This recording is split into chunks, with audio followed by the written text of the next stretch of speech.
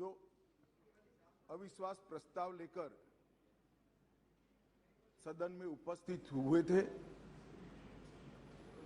इस पर मैं मेरे विचार व्यक्त करने के लिए खड़ा हुआ हूं। माननीय अध्यक्ष जी, भारतीय संविधान के अनुच्छेद 75 में कहा गया है कि मंत्रिपरिषद लोकसभा के प्रति जवाबदेह है। इसलिए इसी अनुच्छेद 75 को प्रतिबंधित करने के लिए लोकसभा के नियमों के नियम 198(1) से 198(5) तक मंत्रिपरिषद में अविश्वास का प्रस्ताव रखने की प्रक्रिया नियत की गई है। माननीय अध्यक्ष जी, जब से आजाद हुए तब से 27 अविश्वास प्रस्ताव और 11 विश्वास प्रस्ताव इस सदन में प्रस्तुत हुए। कई बार सरकारों का बहुमत जाने की स्थिति में सदन के विपक्ष के सदस्य अविश्वास प्रस्ताव लेकर आते हैं। कई बार बड़े जन आंदोलन के समय प्रजा की भावना को प्रतिबिंबित करने के लिए अविश्वास के प्रस्ताव लेकर आते हैं।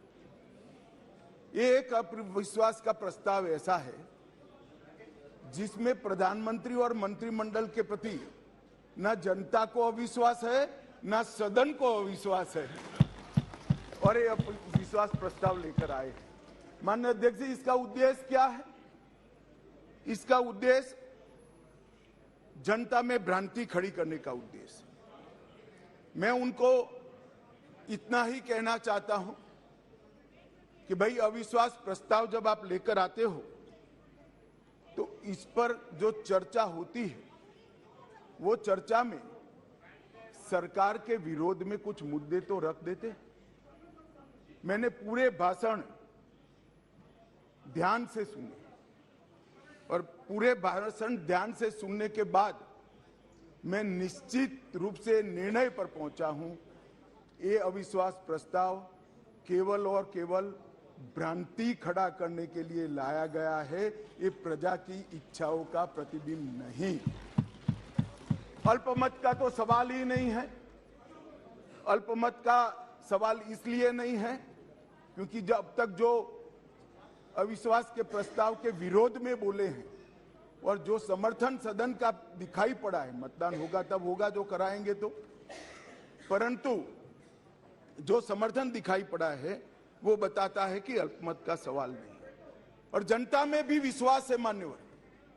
जनता में विश्वास इसलिए है कि देश के 60 करोड़ गरीबों को उनके जीवन में नई आशा का संचार अगर कोई एक प्रधानमंत्री और एक सरकार ने किया है तो नरेंद्र मोदी सरकार। मान्यवर, मैं डिटेल बात बाद में करता हूं। मैं भी देश भर में घूमता हूं, जनता के बीच में जाता हूं। मैंने जनता के साथ कई जगह से संवाद किया है। कहीं पर भी अविश्वास की आछी पतली झलक भी नहीं दिखाई पड़ती। मैं बताता हूं दादा, बंगाल का भी बताता हूं। मान्यवर, ये सरकार, मैं इस सदन के सामने आपके माध्यम से और इस सदन के माध्यम से पूरे देश की जनता को बताना चाहता हूं और धन्यवाद भी करना चाहता हूं। आजादी के बाद कोई एक सरकार और कोई एक नेता में जनता को सबसे ज्यादा विश्वास है तो ये नरेंद्र मोदी जी की सरकार। 2/3 बहुमत से दो बार एनडीए को चुना गया। पूर्ण बहुमत से दो बार भारतीय जनता पार्टी को चुना गया। 30 साल के बाद पहली बार पूर्ण बहुमत की स्थिर सरकार देने का काम ये देश की जनता ने लगातार 2 बार किया।